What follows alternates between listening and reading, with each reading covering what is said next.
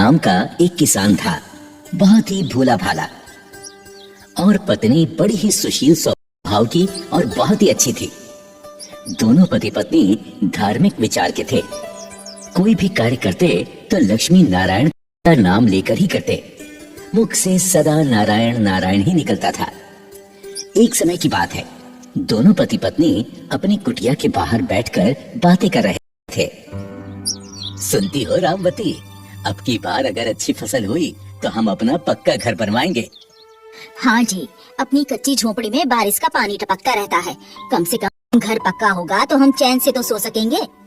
अच्छा, एक काम करते हैं, हम अपने साहूकार से कुछ रुपए उधार ले लेते हैं। ठीक है कि नहीं, तुम बताओ।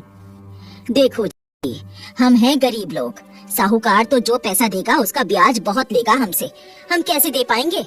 अरे भाग्यवान, हम उसका पैसा और ब्याज फसल बेचकर चुकता कर देंगे। और जैसी तुम्हारी मर्जी। देवीलाल दूसरे दिन अपने साहूकार के पास गया। साहूकार गद्दी पर बैठा था। देवीलाल को देखकर बोला,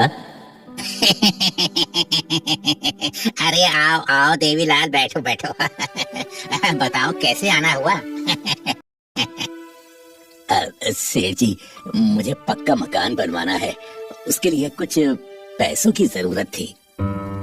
है? बोलो बोलो, कितना पैसा चाहिए? बस सेठ जी, 10,000 रुपए में काम हो जाएगा। भाई देवीलाल, दे तो दूंगा, मगर 2 रुपए सैकड़ा का ब्याज देना पड़ेगा। हाँ, मुझे मंजूर है, आप बस दे दीजिए। हाँ तो ठीक है, लेकिन ये भी तो बताओ कि लौटाओगे कब पैसे हैं? अब साहूकार जी, इसी साल फसल बेच के दे दूंगा। ठीक है, ये लो 10,000 रुपए। ले जाओ। साहूकार गिनकर 10,000 रुपए देवीलाल को दे देता है।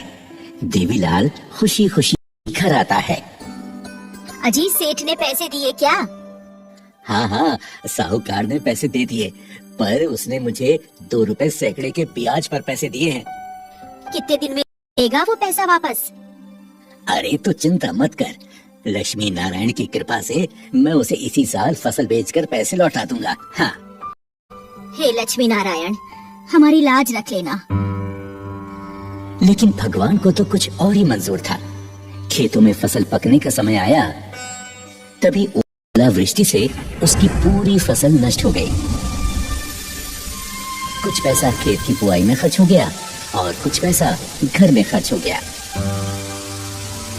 देवीलाल की फसल नष्ट हुई तो वो फूट फूट कर रोने लगा।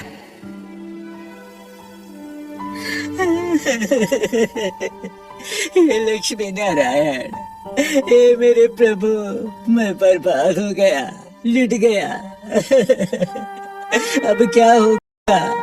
मेरी सारी फसल नष्ट हो गई। अब हम कहाँ से साहूकार को पैसे लौटाएंगे? अगर हमने पैसे नहीं दिए तो साहूकार हमारे खेत मकान सब कुछ छीन लेगा।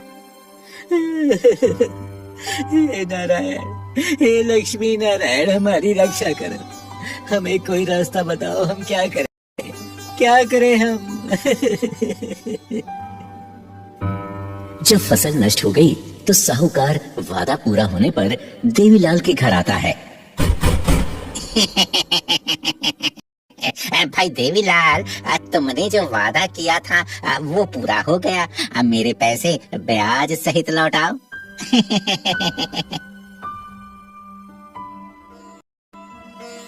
देवीलाल साहूकार के सामने बहुत गिड़गिड़ाया, पर साहूकार नहीं माना और आंखें लाल करके बोला, ना ना ना ना ना ना ना ना, ये सब नहीं चलेगा मेरे सामने। सुन लो देवीलाल, अगर तुमने 10 दिन के भीतर मेरा पैसा नहीं लौटाया तो मैं तुम्हारे खेत मकान सब कुछ छीन लूंगा। हाँ, समझ गए? सेठ जी, ऐसा मत करो। मुझे अगली फसल तक का कोई मौका दे दो। एक और मौका दे दो, मैं आपका पाई लौटा दूंगा, पाई लौटा दूंगा। सेठ जी, हम बहुत गरीब लोग हैं, हमारा गुजर बसर इसी खेत से होता है, हम बर्बाद हो जाएंगे, हम कहाँ जाएंगे सेठ जी, हम पर दया करो। नहीं नहीं नहीं नहीं नहीं नहीं नहीं नहीं नहीं, मैं कुछ नहीं जानता। मुझे 10 दिन के भीतर पैसा चाहिए तो चाहिए। मैं अब की बार आऊंगा तो पुलिस और वकील के साथ आऊंगा। हाँ, चलता हूँ मैं। साहूकार के जाने के बाद दोनों पति पत्नी भगवान विष्णु से रो रो के प्रार्थना करते हैं। हे विष्णु हरि भगवान, मैं आपका परम भक्त हूँ। मैं और मेरी पत्नी ने आपको भोग लगाए बिना कभी भोजन नहीं किया। हमने सच्चे मन से आपकी पूजा वंदना की। हमने आज तक आपसे कुछ नहीं मांगा भगवान। आज आपका भक्त बड़ी संकट में है। अगर उस साहूकार का पैसा हमने नहीं लौटाया तो हमारे खेत और मकान सब कुछ हमसे छीन लेगा। हे लक्ष्मी नारायण, आप तो निर्बल को बल देने वाले, हमारी रक्षा करो प्रभु, हमारी रक्षा करो। इधर देवीलाल विष्णु से प्रार्थना कर रहा था और उधर भगवान विष्णु अपनी शैया पर बैठे देवीलाल का सारा हाल सुन रहे थे। हाल सुनकर वो लक्ष्मी से कहते हैं, सुनो लक्ष्मी, हमारा भक्त संकट में हमें पुकार रहा है, हमें उसकी मदद करनी चाहिए। आदेश कीजिए स्वामी, मुझे क्या करना है? देवी, तुम तो धन धान की देवी हो, उस पर अपनी कृपा बरसाओ। लक्ष्मी माँ देवीलाल की पत्नी रामवती को सपने में दर्शन देती हैं और कहती हैं, देवी सुनो, मैं तुम्हें एक उपाय बताती हूँ, जरा ध्यान से सुनो। तुम अपने खेत में साग सब्जियां उगाओ, उससे तुम्हें बहुत सारे धन की प्राप्ति होगी और तुम साहूकार के कर्ज से मुक्त हो जाओगे। इतना कहकर लक्ष्मी माँ अदृश्य हो गई। सुबह रामवती नींद से जागी और अपने सपने की बात अपने पति से बताई। देवीलाल फावड़ा लेकर अपने खेत पर गया और वो मिट्टी खोदने लगा। मिट्टी खोदते खोदते उसके फावड़े से कोई वस्तु टकरा गई। जब टन टन की आवाज सुनी तो देवीलाल सोचने लगा, आखिर इस जमीन में क्या है? ये मेरा फावड़ा किस चीज से टकरा रहा है? जब और खोदा तो उसे मिट्टी में एक पीतल का घड़ा दिखाई दिया। वो फौरन वहां से दौड़ा दौड़ा घर आया, पत्नी को सारी बात बताई। पति पत्नी फिर से खेत पर पहुंचे। वो देखो रामवती, वो पीतल का घड़ा दिखाई दे रहा है ना? मुझे तो डर लग रहा है। अजी डरने की कोई बात ना है, लगता है लक्ष्मी नारायण की ही ये कृपा है। तुम फौरन इस घड़े को निकालो, लक्ष्मी नारायण का नाम लेकर। हाँ। रामलाल ने नारायण नारायण कहते हुए मिट्टी से घड़े को निकाला। जब घड़े को खोला तो पति पत्नी दंग रह गए। वो घड़ा सोने के सिक्कों से भरा हुआ था। इसमें तो सोने के सिक्के भरे हुए हैं। सुनो जी, हरी इच्छा से इस घड़े को घर ले चलो। जैसी हरी की इच्छा। मैं इसको चादर में बांध लेता हूँ ताकि कोई इसे देख ना पाए।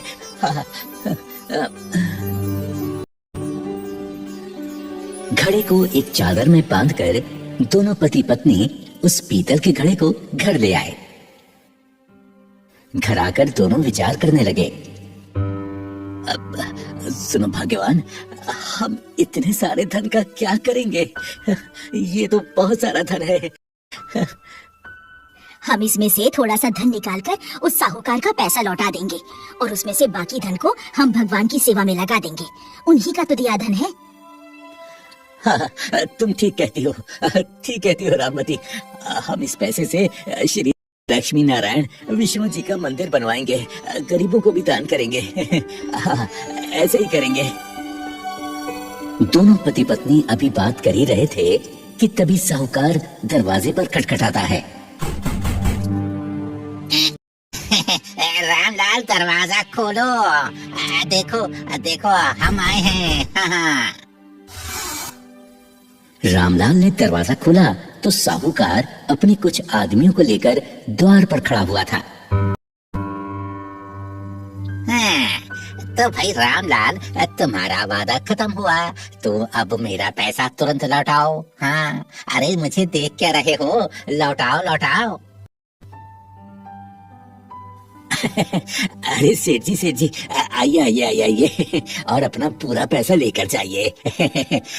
अरे सुनती हो रामवती, सेठ जी को ब्याज सहित 10 सोने के सिक्के दे दो। हैं? 10 सोने के सिक्के? ये रामलाल के पास इतने सारे पैसे कहाँ से आए हैं? अरे साहूकार 10 सोने के सिक्के की बात सुनकर हक्का बक्का रह गया। रामलाल ने कपड़े में बांधकर 10 सोने के सिक्के साहूकार को दे दिए। लीजिए सेठ जी, आपका पूरा पैसा ब्याज सहित। रामलाल, तुम तो लगता है पूरा मान गए। अरे कोई बात नहीं, कोई बात नहीं, इतनी जल्दी काहे की? अरे दे देते पैसे बाद में भी। चलो कोई बात नहीं, कोई बात नहीं। भाई मेरा हिसाब तो पूरा हो गया। लेकिन रामलाल, मुझे ये तो बताओ कि ये सोने के सिक्के आए कहाँ से हैं? सेठ जी, ये तो बस मेरे प्रभु नारायण हरि की कृपा है। जय हो, जय हो। ठीक है, ठीक है, मैं चलता हूँ। साहूकार घर पहुंचकर सोचने लगा कि रामलाल के पास इतना पैसा आया कहां से। उसने सोचा कि जरूर कहीं से चोरी करके लाया है। उसने साजिश रची, क्यों ना इसकी सूचना पुलिस को दे दी जाए। और दूसरे दिन साहूकार दरोगा के साथ रामलाल के घर पहुंच गया। रामलाल, हमें सूचना मिली है, तुम्हारे पास सोने के सिक्के हैं। जरूर तुमने किसी की चोरी की है। नहीं नहीं नहीं दरोगा जी, ये झूठ है। मैंने किसी की चोरी नहीं की। मैं निर्दोष हूँ। ये तो मेरे हरि नारायण की कृपा है। उन्होंने ही मुझे ये सोने के सिक्के दिए हैं। हाँ। दरोगा जी, हमें जो सोने के सिक्के मिले हैं वो हमारे खेत से मिले हैं। हम पर भरोसा करो। कुछ नहीं, हमें घर की तलाशी लेनी होगी। दरोगा ने तलाशी लेनी शुरू कर दी। इधर रामलाल भगवान विष्णु से प्रार्थना करता है, हे प्रभु हमारी रक्षा करो, हमारी रक्षा करो प्रभु, हमारी रक्षा करो, रक्षा करो प्रभु, हमारी रक्षा करो। वो क्या है? ये घड़ा कैसा है? क्या है इसमें? साहब, उस घड़े में कुछ नहीं है। रामवती के लाख मना करने पर भी दरोगा नहीं माना। जैसे ही उसने उस घड़े को छुआ, दरोगा अंधा हो गया। अरे अरे, मुझे तो कुछ भी दिखाई नहीं दे रहा है। अरे क्या हो गया? अरे ये क्या हो गया? मुझे कुछ दिखाई क्यों नहीं दे रहा है? अरे ये क्या हो गया? और उधर साहूकार भी चिल्लाने लगा, अरे मुझे कुछ भी दिखाई नहीं दे रहा है। अरे ये क्या हो गया? मुझे जरूर ये दोनों बुढ़िया बुढ़े जादूगर है। ओहो, मुझे बचाओ, बचाओ, मेरी आंखों में दर्द हो रहा है। मैं इस घड़े को नहीं छूंगा। ये क्या हो गया? मुझे क्षमा कर दो रामलाल, मुझे क्षमा कर दो, मुझे क्षमा कर दो रामलाल। अब मैं इस घड़े को नहीं छूंगा। ओहो, मेरी आंखों में दर्द हो रहा है। मुझे बचा लो, मुझे बचाओ। रामलाल, ये सब तुम्हारी सच्ची भक्ति का चमत्कार है। हमें क्षमा करो, क्षमा कर दो हमें। दरोगा और साहूकार दोनों नाक रगड़कर श्री नारायण विष्णु से क्षमा मांगते हैं। हे लक्ष्मी नारायण, हमें क्षमा कर दो, हमें क्षमा कर दो। हे लक्ष्मी नारायण, हमें क्षमा करो, हमें क्षमा कर दो, हमारी आंखें ठीक कर दो। भगवान विष्णु की कृपा से दोनों की आंखें ठीक हो जाती हैं। उन्हें पहले की ही तरह सब कुछ दिखाई देने लगता है। रामलाल, तुम्हारी भक्ति सच्ची है, हमें क्षमा कर दो, हम जा रहे हैं, हमें क्षमा कर दो। हाँ रामलाल, मुझे भी क्षमा कर दो, मैंने तुम पर चोरी का इल्जाम लगाया, क्षमा कर दो, मैं भी जा रहा हूँ। हाँ। चलो कोई बात नहीं, लेकिन कभी भी गरीब का दिल न दुखाना। गरीब के दिल में भगवान बसते हैं। हाँ। दरोगा और साहूकार चले जाते हैं। रामलाल ने अपने घर में श्री विष्णु और लक्ष्मी का मंदिर बनवाया और दोनों पति पत्नी आनंद पूर्वक जीवन यापन करने लगे। अरे भाग्यवान, भगवान का शुक्रिया अदा करो और प्रेम से बोलो, जय जय श्री लक्ष्मी नारायण भगवान, जय जय श्री लक्ष्मी नारायण भगवान। जय हो श्री महालक्ष्मी, माँ तेरी सदा ही जय। जय हो मैया, जय हो महालक्ष्मी माँ, तेरी सदा ही जय।